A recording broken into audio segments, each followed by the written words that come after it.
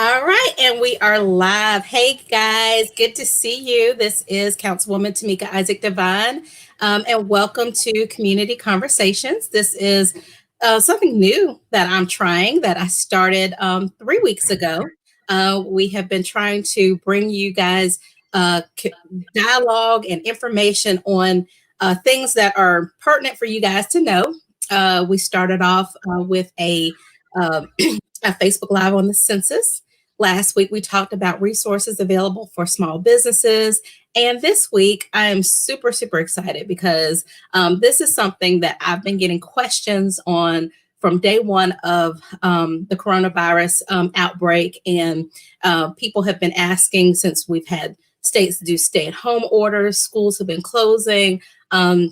People have asked, what are my rights as an employee? So I wanted to make sure that although I am an attorney, I can't answer those questions, but I know enough to know that I need to go to the folks who really know what they're talking about. And so this week, our conversation is employees and employers' rights and responsibilities when it comes to the fight against COVID-19. And I'm super excited today because we are joined by Grant Burnette LeFever.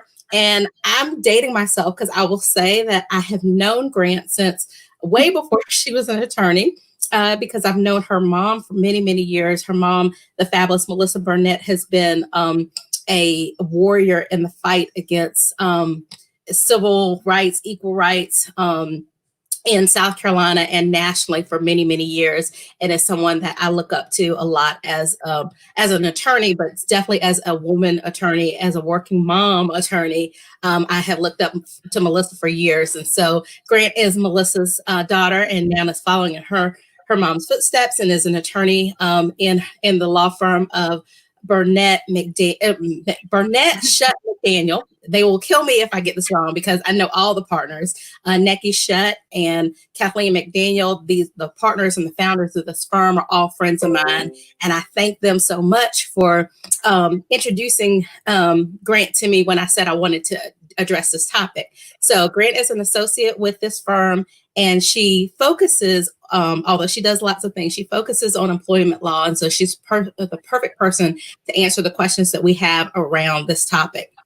So first of all, welcome, Grant. Thanks so much, Tameika. I'm excited to be here, and I love that you do these conversations. I think it's such a great community resource. Thank you so much, and I'm so excited to have you here. Tell your mom, I'm sure she's watching, but tell your mom I said hi. And I know Kathleen is watching because I just saw she commented or shared us on Facebook.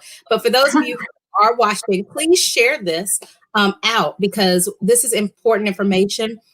We've got a lot of questions that were pre-submitted and that Grant will talk about. And I want to give the disclaimer that I put on my post, but I wanted to give the disclaimer that we can't talk about your specific issue. And there are a lot of gray areas when it comes to this, not just because COVID-19 is new, but also in employment law. There are a lot of things, I have folks who call me and say, this happened, do I have a case? And I'm like, well, I got to ask you more questions because it just depends. It depends on this. It depends on that. So I want to put the disclaimer out there that, Grant will give us what the law is, what best practices are.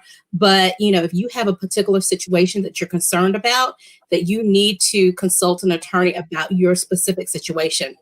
And the attorneys over at Burnette Shutt McDaniel can help you. So we'll make sure that you have their contact information to stay connected and answer their questions. But anyway, I don't want to take all the time on the intro because we've got lots of questions and a lot of things to talk about. But the first question I really have for you, Grant, is so the city, we were the second city in the state of South Carolina to go to a stay-home order. And immediately when we did our stay-at-home order, we did, of course, as everyone else, exempted essential businesses. There are essential businesses, grocery stores need to stay open, healthcare providers need to stay open, restaurants needed to stay open. And so there are a lot of businesses that were still open even when we were under a stay-at-home order. And so there were a lot of employees that were deemed essential. And so the question I got from a lot of folks are, what is an essential employee? And I know there's some gray areas there, but from generally speaking, when you say if you are an essential employee, how do you determine whether or not you're an essential employee or not?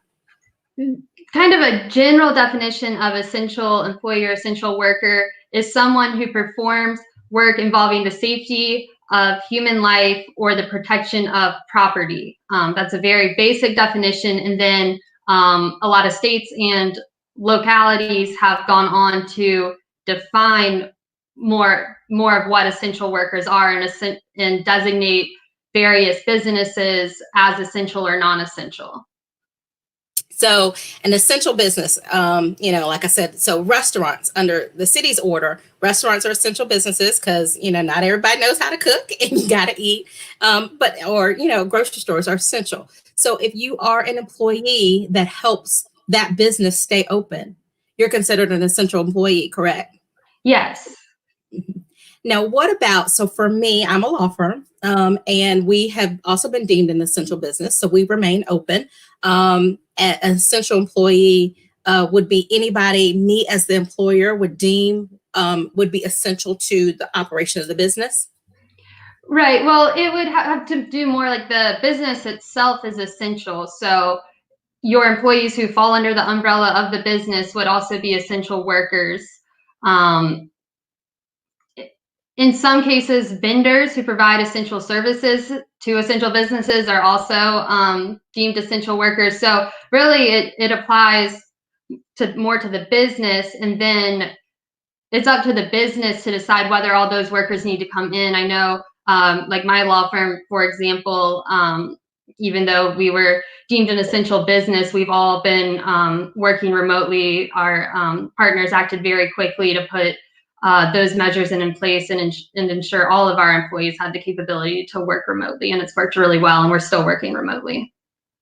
See, and that's a great segue, I guess, to my next question. So then, because I got a lot of questions from folks when the governor said, okay, well, the state employees need to work remotely when they can. Same as your law firm, my law firm, we went to working remotely. And so my paralegal, everyone else who kind of does anything that supports our law firm, when they could work remotely, we've set it up that they work remotely. Now, there's a couple things that you have to come in and do, and so they'll do that and then leave immediately. Mm-hmm. But I got a lot of questions from folks, what I do, I can do from home. So does my employer have to allow me to work remotely if we can? What's the question? What's the answer to that? No, they are not required to allow you to work remotely, and definitely not if the essential functions of your job require you to be there in person. Of course, again, with most of the answers here, it's going to be what employers are required to do versus what employers should do. And there's a lot of CDC guidance and other just common sense guidance out there that says that employers, if they have remote work and an employee job tasks can be performed from home, then the employers are advised, just for general health and safety, to allow them to work from home, but they are not required to allow employees to work remotely. Right. And so, again, for those of you who are just joining, I've got with me Grant Burnette LeFever, who is an attorney with Burnette Shutt McDaniel Law Firm here in Columbia, South Carolina. And we're answering your questions that were pre-submitted and questions that I've gotten as your councilwoman about employees and employers' rights. And so if you are watching and want to share this out, share it out. If you want to make a comment, please make a comment on the side. And if I can see the comment, I haven't completely figured out, I'm gonna be honest with you guys, haven't completely figured out the comments. So I see that Beverly Knox has come in and said hello. So hi, Beverly. If I can see the comments, make sure that I address you. If not, and I see it after we come off the broadcast, I'll make sure that I get back to you. But with that, Grant, so another question that we had previously, and I get this probably every single day, especially when we were still under the stay-at-home orders. But what if your employer will not allow you to work from home, but you believe that the circumstances in going into your place of employment are unsafe? What are your rights as an employee And what can you do about going into a work environment that you believe is unsafe? I think to answer this question, it's first important to note that South Carolina is an at-will employment state, meaning you can be fired for any reason or no reason at all, subject to limitations of the law so that you aren't terminated in violation of any law. That said, there are a couple of sources of law that give employees a right to refuse hazardous work. The Occupational Safety and Health Act is one of them that provides workers a right to refuse hazardous work. And under that act, the employee really needs to take steps short of refusing to work prior to that. So where possible, they need to ask the employer to implement more safety measures or express their health and safety concerns. They need to have a good faith belief that an imminent danger exists. So it's one that can not be resolved over time. It's a very immediate risk to their health and safety. And it needs to be a reasonable belief that this imminent risk exists and that there's insufficient time to eliminate the danger before they can just refuse to work. And that right to refuse work provision protects employees from retaliation for exercising this right to have a safe and healthy workplace. However, employers are not required to pay employees who exercise this right. That is very important to know, because I know there was some discussion, and I know you're aware, just nationally. Thank goodness I don't believe we've had any situations like this in South Carolina, but the Tyson's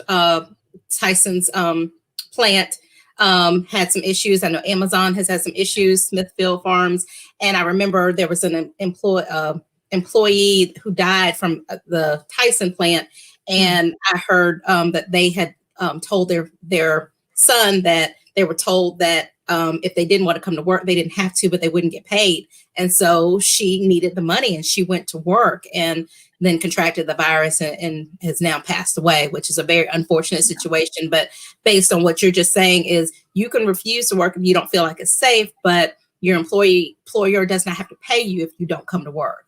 Right. And employees in that situation, they can look to other options, such as if they have accrued paid time off, if they have a sick family member, or if they themselves are starting to experience symptoms. There's the Families First Coronavirus Response Act, which provides for extended FMLA and also paid sick leave for qualifying employees. So employees can look to alternatives and try to work with employers and really, I mean, it's in everybody's best interest, both employers to keep healthy employees and employees to be healthy. Right. So I think you just answered another question that we had, and that was about, does the employer have to pay you if you're quarantined because you've been exposed? So you were just saying that if the person is sick or a family member is sick, then there are provisions under the Families First Act. Right. The Families First Coronavirus Response Act, it actually covers a broad range of individuals, as far as individuals who have either tested positive for COVID-19 or experiencing symptoms or need to seek a medical opinion, employees who have family members who are sick, or even employees who have to stay home to care for children who are out of school because of COVID-19. And that provides for up to 80 hours of paid sick leave, and then also extended FMLA in certain situations. And that is on top of the other leave that they may have, such as accrued vacation time. So that's good. So based on what you said, the criteria though, if you're not sick though, but you're exposed, and this has been a big problem for a lot of folks. If you're exposed, DHEC has been calling you and saying you need to quarantine for 14 days. I've known a lot of people said, hey, I'm not sick. I don't feel sick. And I can't afford to quarantine myself for 14 days. So I'm going to go to work. But in that situation, if you're told you need to be quarantined, is that covered for you to be paid while you're quarantined, or? Yes, under the Families First Act, it is, as long as the employer does not have more than 500 employees, and then employers with less than 50 employees can also apply for exemptions from the provisions of the act. And it's also important to note that healthcare providers are exempt from providing some of the provisions of the act as well. Great. Now, Grant, and I'm not going to go in order. I'm going to come back to these, but I want to kind of stay to the point that you just made, because you also made, and I was not aware of that, and I think that's very timely, because those of you here in South Carolina know that just about 2 hours ago, our governor announced that schools are closed for the remainder of the school year, and so I actually just posted on my Facebook page and asked, what are working parents to do when you have a child that's now out of school and you're out, and you can't afford to work from home like some of us have the flexibility to work from home. So in that situation, you mentioned that that's a provision that's covered under the Family First Act, that if you have a child who in school is closed and you have to stay home, that's covered as well. That is, and it's covered under the Families First Act. However, that's only up to 80 hours of paid time off or paid sick leave. So 2 weeks for full-time employees. So, it's going to be up to employers and employees to work together to try to accommodate the parents who must stay home and care for their children. And that's made more difficult by the fact that we're reopening businesses, yet closing schools. It's kind of seems like it contradicts itself. It does. that could be a whole nother conversation for another live stream, because it is, as a working parent, and who has a husband who's chairman of the school board, who's like on calls all day trying to figure out some stuff, it does seem like it contradicts itself, because we certainly have some things. And I know there are a lot of employers who want to work with their employees, but there's a catch-22. So I actually just got a question online that talked about, if an employee has no child care, and the employer says you can bring your child to work, is there any liability issues for the employer? So would you recommend employers allow employees to bring children to work, or what would you think about that? I think that creates a very complicated situation with the potential for liability on several fronts, possibly even under like DHEC, daycare regulations and guidelines, as well as just from a general health and safety standpoint. If we're bringing that many more people into the workplace, what risk does that pose, or additional risk does that pose to certain employees who might already be higher risk for contracting COVID-19? That's really some good points. And that's something to definitely think about, because I think employers, you want to work with everybody, but you really do have to take a hard look at that. And I feel like we've learned a lot through this. I know for you, and you mentioned your law firm too. My law firm, there were so many things that we weren't taking advantage of that allowed remote working. And so I had said, even once this is over, I think we'll do some of that, just because it's made us a lot more efficient. So I think it should be probably a thought for some employers, maybe to exercise or look into the remote working before you actually allow someone to bring kids in. Right. And technology is amazing. I can't imagine if this had happened 50 years ago, how different business would be. Right. Ellen Cleary asked a question, and she just wanted your opinion on this. I know I didn't give this ahead of time, Grant, so I don't know. I know a lot of these are very iffy questions, but I just want to ask your opinion on this. She said that she hears there are some companies who want their employees to sign liability waivers if they get COVID, if they contract COVID. Have you heard about that? And what is your opinion on an employee signing a waiver? That is new to me. I have not experienced that situation yet. Again, things are changing daily as everybody struggles to adapt. What consequence is it if they do not sign the waiver? Also, again, I have not researched this or looked into it, but it seems that the employer, if the waiver is to release some sort of liability from employees who contract COVID-19 on the job, you can't sign a waiver to get around, for example, workers' compensation. So if an employee can prove that they contracted COVID-19 on the job, I would think they may be eligible to receive workers' compensation as an on-the-job injury or illness. And again, I have not researched that, but generally you're not allowed to just sign away rights that are afforded under law.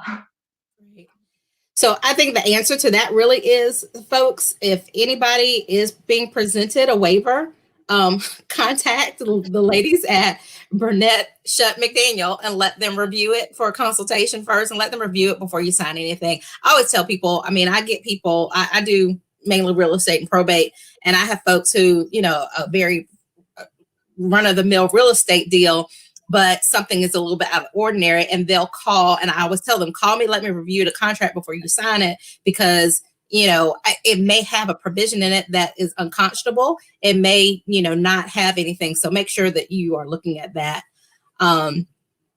So let me go back to some of the and for those of you who are just joining on and asking some questions, if I have time, we'll get to it, but we've got some pre-submitted questions. I want to make sure I get Grant to answer those. And like I said, if I don't get to them in the time we have allotted, I'll make sure that I get an answer for you, and I'll go back and answer it in the comment section.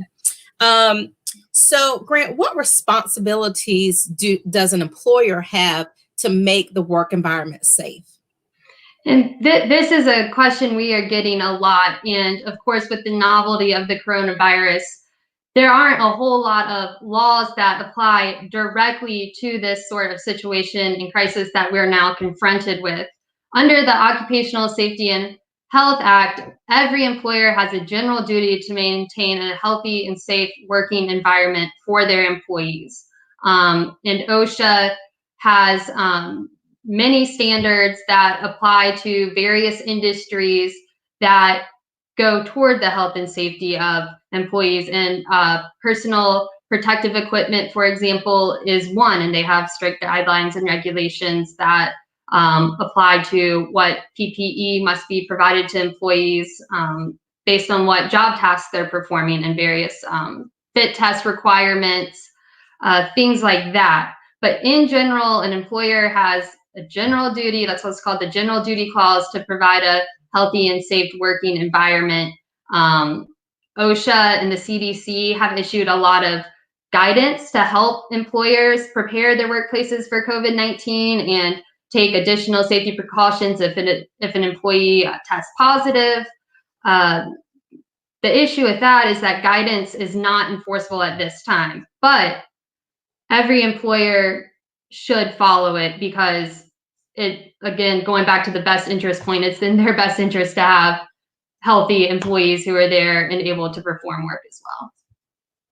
Great. That's great to think about. And I will say, yesterday in city council meeting, we did discuss that. We have our small business resources that, we talked about last week on this live stream. And one of the things we will be talking about is trying to help some of our small businesses in making the accommodations. And so, we want you guys, not just because the governor says we can open doesn't mean you need to open if you don't have to, but we do know some businesses need to open. And so if you need to open and you've got employees, you want to have healthy and safe employees. So think about things that you need to do. And so if you need to put up, glass partitions between the customers and your employees, if you need to provide PPE, if you need, sanitation services, other things like that, make sure that you contact the city if you're in the city of Columbia, and we'll see if we can help you with some of those resources. But I agree. I mean, for our firm, we've gone to, I mentioned I do real estate. We've gone to making sure that the buyers and sellers come at separate times, so we don't have more than 3 people in the office at the same time. We make sure we have masks. We make sure we have pens, enough cheap pens, so that people can, they can use their pen and take it home, so that we're not sharing pens. And so there are lots of things that are just common sense that as an employer, you want to make sure that you're doing. So think about those things. So going back to questions, Grant. So we had this is a good question we've gotten, and I hear this a lot. So, if a coworker tests positive, does the employer have to inform the other employees that someone tested positive, and specifically who? Because I've heard that employers have said someone tested positive, but they won't tell anybody, and people are all trying to figure out who it is. If you're a small firm, you probably know, but is there any duty to inform the employees about someone who tests positive, and what information, if they do give information, what information can you legally give? Mm-hmm. The CDC has released very specific guidance, and that breaks it down by step what employers should do if an employee tests positive for COVID-19. And that says that an employer should inform other employees who were possibly exposed. I mean, that's the main concern. So one of the steps is to identify employees who were potentially exposed from this employee that tested positive. However, employers should not identify that employee by name or give any clues that could identify that employee. Right. And like the identity of the employee, is that like a HIPAA requirement, or what is that? HIPAA only applies to healthcare providers, but the ADA actually has confidentiality requirements that would cover that. Okay.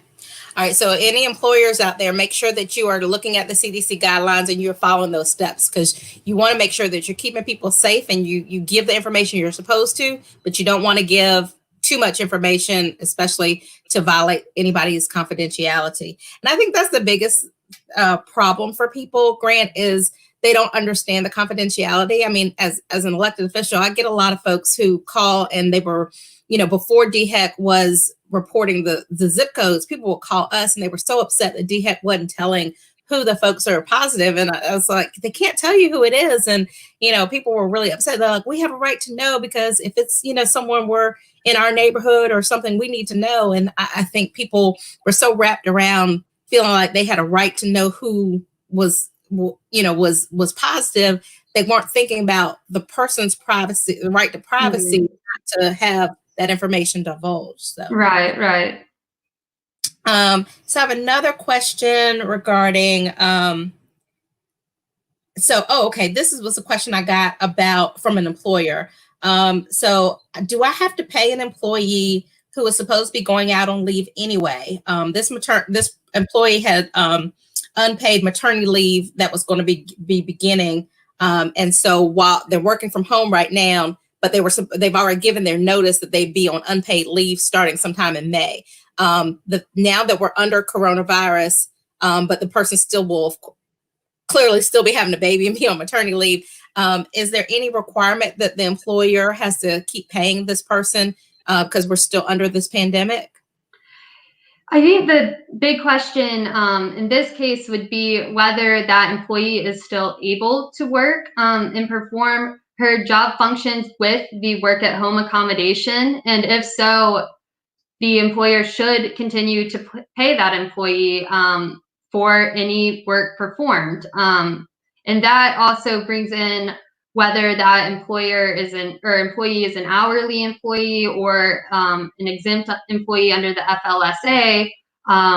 Because if she's an hourly employee and can continue to perform work, she still must be paid by the hour for the hours actually worked. So if she has doctor's appointments or has to rest and isn't working 40 hours a week, then she only needs to be paid for the hours of work actually performed. However, if this is an exempt employee, if she performs any work within that week, she must be paid her full salary. Good. That's a great question. Okay.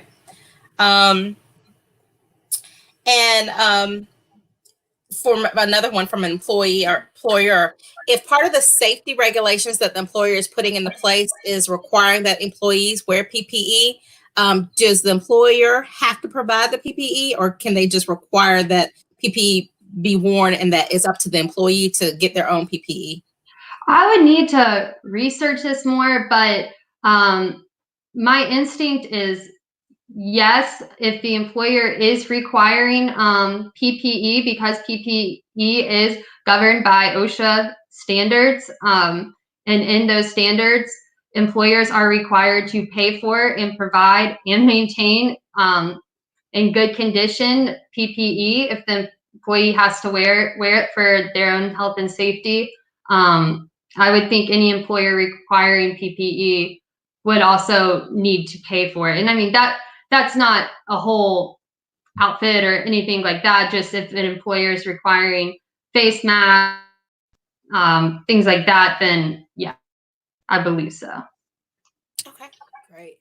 And so another employer in question, and this is interesting because this actually came up yesterday in a different scenario. So when we got this, I was like, wow, this must be happening a lot. But so if you know that an employee has been exposed, this is from an employer, can I require that they get tested? And then if they refuse to be tested, can I send them home without pay for 14 days until the quarantine time is over? Yes, that's a good question. I believe the answer is yes, and it might be the DOL who's issued specific guidance on that, though I'm sure all agencies have touched on that. But I would advise all employers to continually watch the major agency websites such as the Department of Labor, CDC, OSHA, because they are continually updating their guidance and that they're just adapting to the times. So I would definitely encourage employers to constantly be looking at what new guidance has been issued. It's happening on a weekly basis. So I want to take a break again, and just for those who might be just joining in, I know our numbers have been going up and down. So for those of you who might be new to joining us, this is Community Conversations with Councilwoman Devine, and today we're talking about the employees and employers' rights during our fight against COVID-19. And I'm excited that I have Grant Burnette LeFever here. Grant is an associate with Burnette Shutt McDaniel. And the partners there, Melissa Burnett, Neki Shutt, and Kathleen McDaniel, are all fabulous, amazing attorneys, and they do a lot of employment law. Normally, when I have questions about employment that I don't know anything about, I refer them over there. And so Grant is helping answer some questions that I've gotten from citizens and just people about what are employees' rights. We're all dealing with this novel coronavirus. I mean, this is nothing we've experienced before. And so employers are adapting, employees are adapting, schools are adapting. I mean, everybody is trying to figure this thing out. And so there's still some gray areas, but I feel like there is at least enough information that we need to arm ourselves with as we continue to do this. Stay-at-home orders are being lifted. The governor is opening up businesses. And so as businesses start opening up and employees have to go back to work, what are your rights as far as, your safety for yourself and your family? What can you require? What do you have to do? And so we want to answer those questions and make sure that you have that. So Grant has answered some great questions. And if you've missed some of those, go back and watch this once we're finished from the beginning. But a question that we got, Grant, let me ask you this.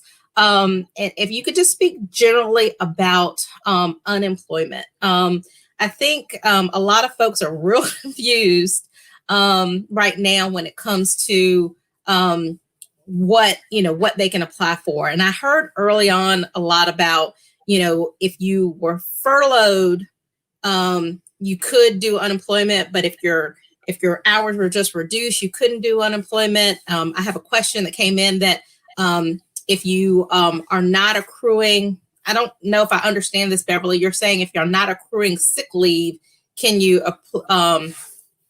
can apply for unemployment? I'm thinking she's thinking if that's a furlough, but can you just talk generally, not specifically about anybody's situation, but generally about, what benefits, I guess, you can apply for, whether you're furloughed, unemployed, reduced hours, that kind of thing. Any employee who is furloughed, laid off entirely, reduced hours because of COVID-19 can apply for unemployment benefits. So that's what the South Carolina Department of Employment and Workforce. And generally, you qualify for unemployment benefits if your separation from employment was not a result of your own doing. So you were not just terminated for cause, things like that. With COVID-19, even if you're just furloughed, so you're still receiving some benefits, or your hours are reduced, you can receive partial benefits, partial unemployment benefits. And there's a whole scale they go by in determining what your benefit amount will be. But yes, if you are furloughed or your hours are reduced significantly because of COVID-19, you should be eligible for unemployment benefits. Great. And so I know that a lot of folks out there are getting frustrated with Department of Employment and Workforce. Bear with them, because like I said, this is something we're all navigating. And apparently, if you have, millions of people applying for unemployment, there's going to be some snags in the system. So be patient. But, it sounds like, based on what Grant said, depending on, how your hours are affected, how your income's affected, you can do that. So please go ahead and apply. Question that we had, Grant, was if I'm exposed at work, can I sue my employer if they didn't take safety measures? And I know you mentioned about workers' comp. I'm not sure. Workers' comp is definitely a claim. Is there anything outside of workers' comp that an employee can take advantage of if they were exposed at work and their employer did not take safety? I mean, I think this is so, again, novel. There are asymptomatic people that are passing this disease. And, so there are some things that might not be the employer's fault. But I guess if the employer didn't take the necessary safety precautions and someone got exposed, are there any other remedies other than workers' comp? I think with any potential claim in this scenario, the big question is, how are you going to prove you were exposed at work?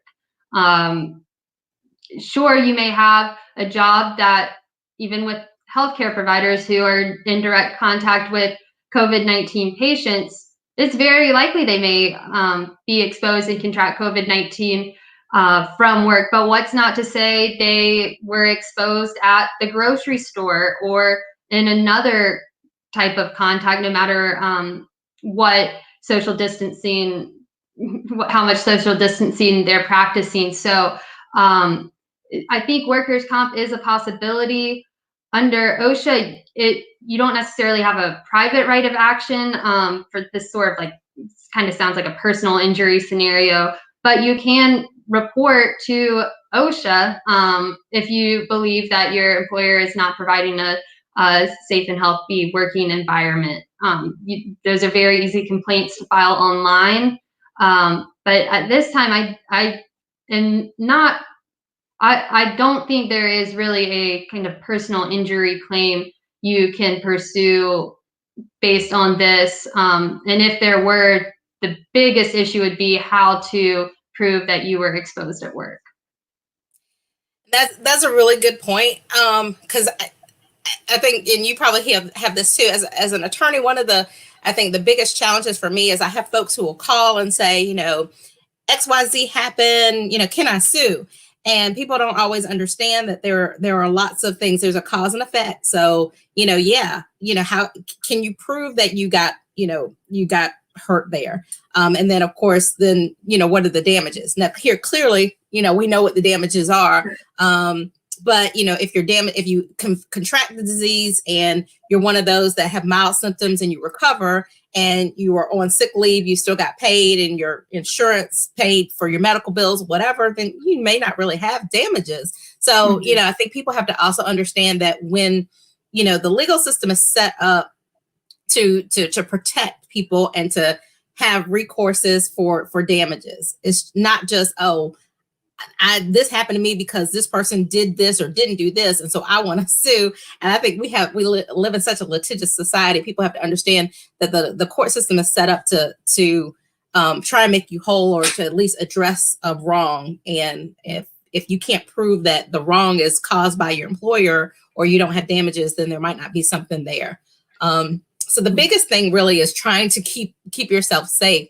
So Grant, let me ask you this: as far as an employee, we talked about a lot of employees' rights. Are there any responsibilities that the employee has? I mean, are there any responsibilities that the employee has to keep themselves safe? And if so, what would those be? Right. In fact, under OSHA, again, in the same way that an employer has a general duty to maintain a health and safety workplace, so does the employee. They have to take measures to ensure that they are complying by employer policies that go toward workplace health and safety. And that could be, washing your hands after you use the restroom or have contact with somebody. So employees do have a duty to ensure that they are using what PPE is provided to them and practicing other measures to reduce their risk to COVID-19. And that also makes me think in what you were saying this last time about we've been focusing a lot on employee rights, but a lot of this is a balancing act, and it's clear in the guidance that's been issued. Yes, we want to protect our employees. So what rights do they have to be protected? But also, what about employers who are in good faith trying to comply with all the guidance, but they're faced with critical shortages of PPE, especially N95 masks?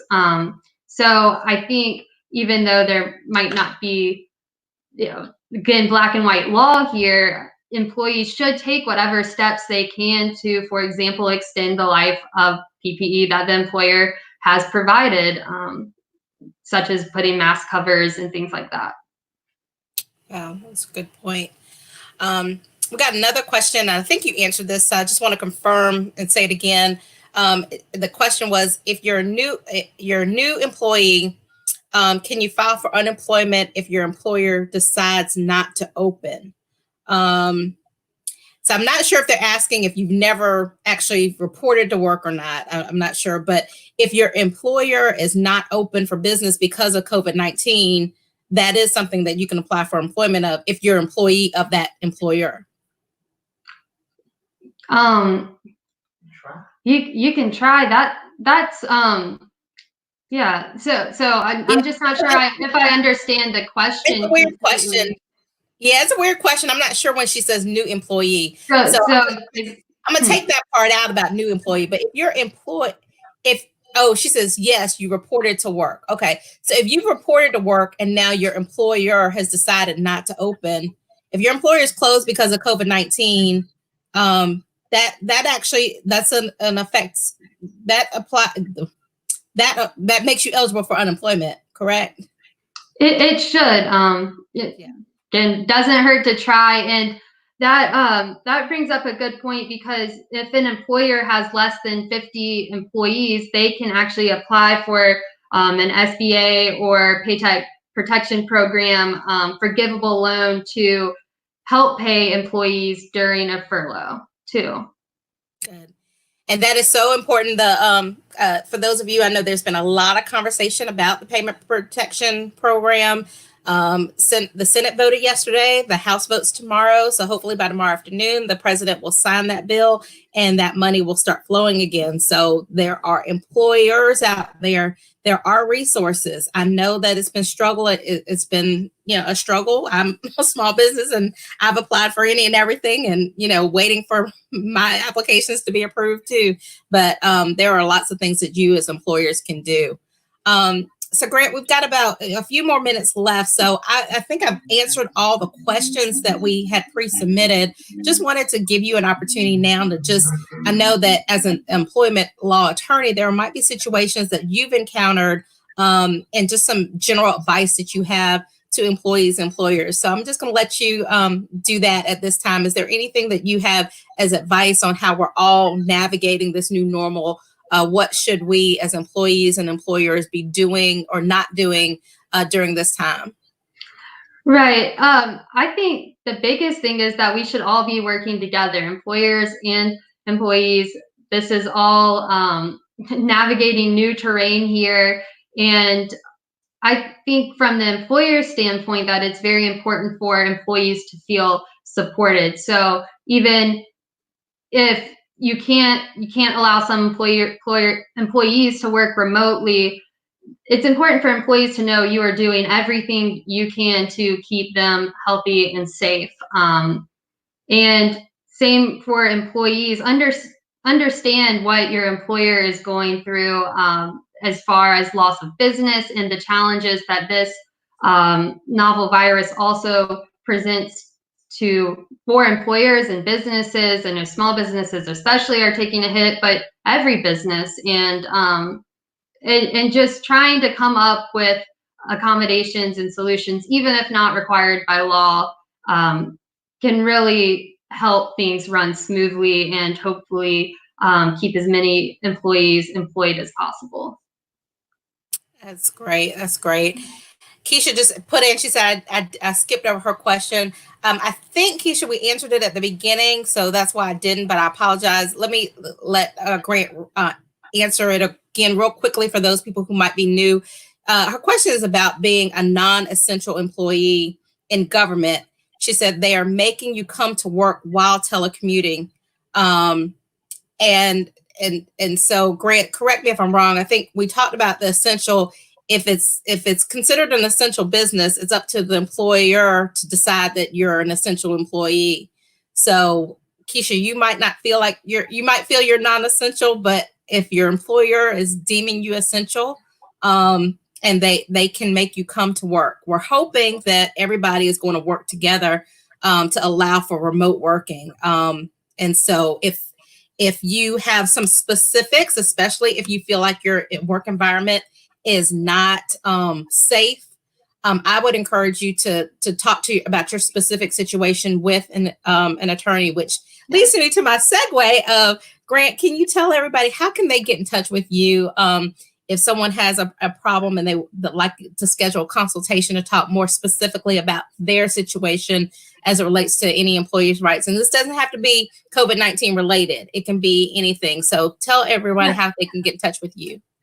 Well, our law firm is Burnette Shutt McDaniel. We're located on Lady Street in the Vista. Our website is burnetteshutt.law, so BURNETTESHUTT.law. And my email address is GLeFever, my last name, LEFEVER, @burnetteshutt.law.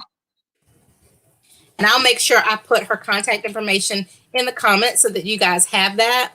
But like I said, it's an amazing firm. I refer people there all the time. So Keisha, if that is especially something specific with you, we don't want to get too much detail about where you work. Come on, I don't want to put that on social media. But I strongly encourage you to call Grant if there's something specific. If you feel like what you do is non-essential and they've deemed it essential, you might not have anything to do, but we want to try and give you the support necessary to see if you can work remotely. But with that said, Grant, I cannot thank you enough. You have been amazing. You have taught me some things.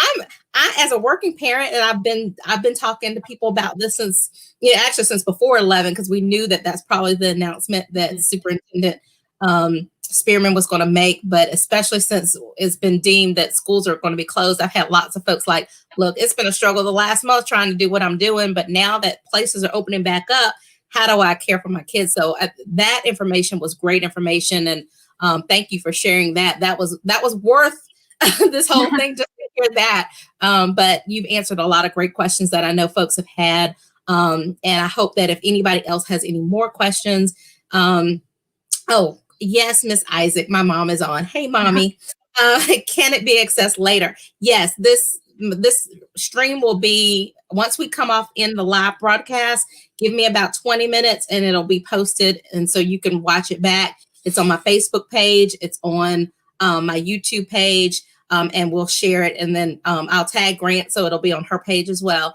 So you can watch it on Facebook or YouTube. So you can refer this to folks and they can, but more importantly, you can refer people to call Grant outside of this if they have any questions about what's going on There is a consultation fee, so let me just say that.